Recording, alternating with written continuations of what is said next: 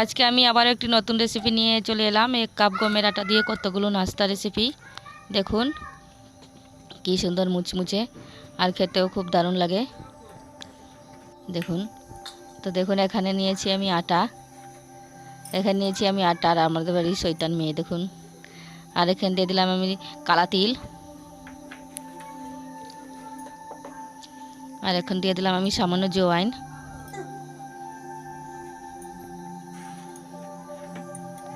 আর এখন দিয়ে দিব একটু সাদা তেল। তো দিয়ে আমি ভালো করে একটু মেখে নেব। আর আমি এখানে একটু লবণও দিয়ে দিয়েছি। দেখুন ও কত দুষ্টামি করছে। তো আমি একটু একটু করে জল দিয়ে, আর দেখুন আমার আটা ময়াম হয়ে গেছে। তো এবার আমি একটু একটু করে জল দিয়ে ভালো করে মেখে নেব।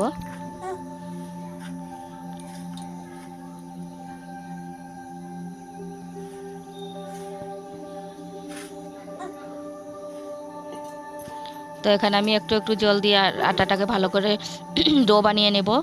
আর আমার নতুন রেসিপি যদি ভালো লাগে, আরও রেসিপি পাওয়ার জন্য আমার চ্যানেলটি সাবস্ক্রাইব করে দিন।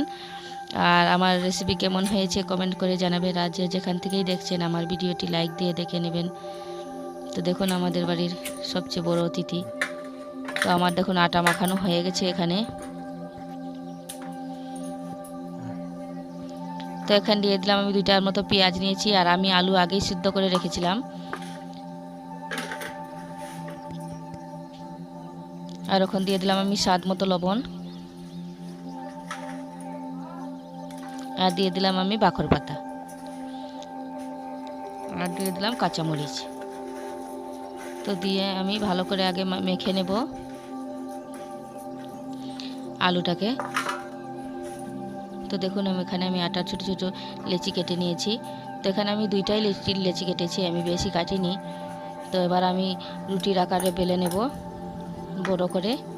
তো বেশি মোটা করেও বেলবো না, আর বেশি পাতলা করেও বেলবো না, বাস মোটামুটি সাইজের করে বেলে নেব। তো দেখুন আমি কত বড় করে এখানে বেলে নিলাম রুটিটাকে। আর বেশ মোটামুটি একটু পাতলাই হয়েছে, অত একটু মোটাও হয়নি। তো এখন আমি সাইড দিক থেকে ভালো করে কেটে বের করে দিয়েছি। তো আমি সব দিকে সাইডটা এমনি করে কেটে বের করে নেব।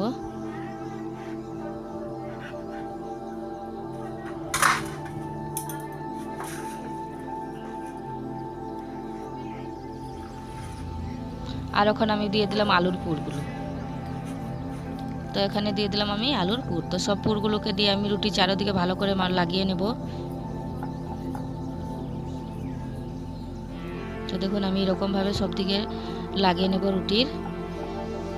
আর কেউ যদি এরকমভাবে বানিয়ে খেয়ে থাকেন তাহলে বলবেন, আর কেউ যদি না খেয়ে থাকেন তাহলে একবার হলে বানিয়ে খেয়ে থাকবেন।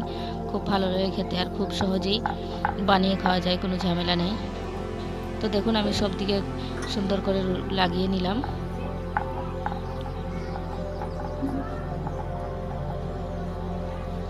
ভালোভাবে।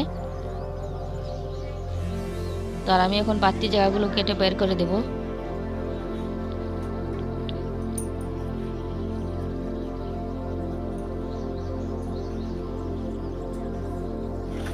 তো এখন আমি 20 থেকে 2 টুকরা করে নেব সমানভাবে। তো দেখুন আমি সমানভাবে 2 টুকরা করে দিলাম। আর এখন আমি সাইডে মধ্যে থেকে আবার টুকরা করে দেব।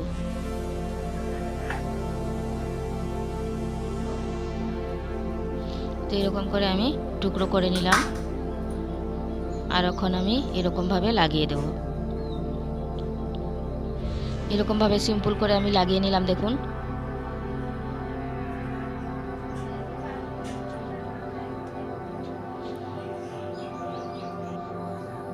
তো এরকম করে আমি সবকটিকে লাগিয়ে নিলাম।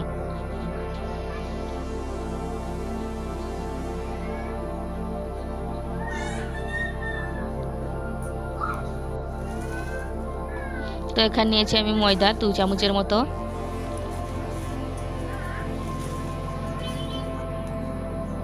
আর এখন দিয়ে দিলাম আমি লবণ স্বাদ মতো, আর দিয়ে দিলাম আমি ধনিয়া পাতা, আর দিয়ে দিলাম আমি মরিচ, কুটনো মরিচ,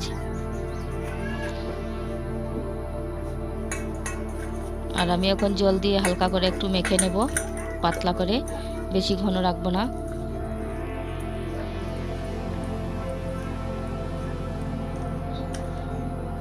তো দেখুন, আর এখন আমি রঙের জন্য দিয়ে দিলাম সামান্য একটু লাল মরিচ, আর দিয়ে দিলাম সামান্য জিরা, আর দিয়ে দিলাম সামান্য হলুদ। তো দিয়ে আমি ভালো করে আবার একটু ফেটে নেব। তো দেখুন আমার ঘুলানো হয়ে গেছে। তো এখন আমি রুটির টুকরোগুলোকে এইরকমভাবে ডুবিয়ে নিলাম।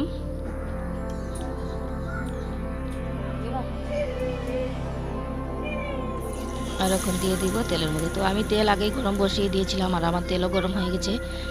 তো এখন আমি একটি করে সবগুলোকে এইভাবে করে ভেজে নেব।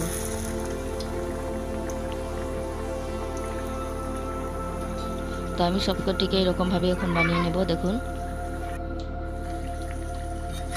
তো দেখুন আমার নাস্তা রেসিপি হয়ে গেছে, কি সুন্দরভাবে মুচমুচে দেখতেও আর খেতেও খুব দারুণ। তো এগুলোকে এখন আমি নামিয়ে নিলাম।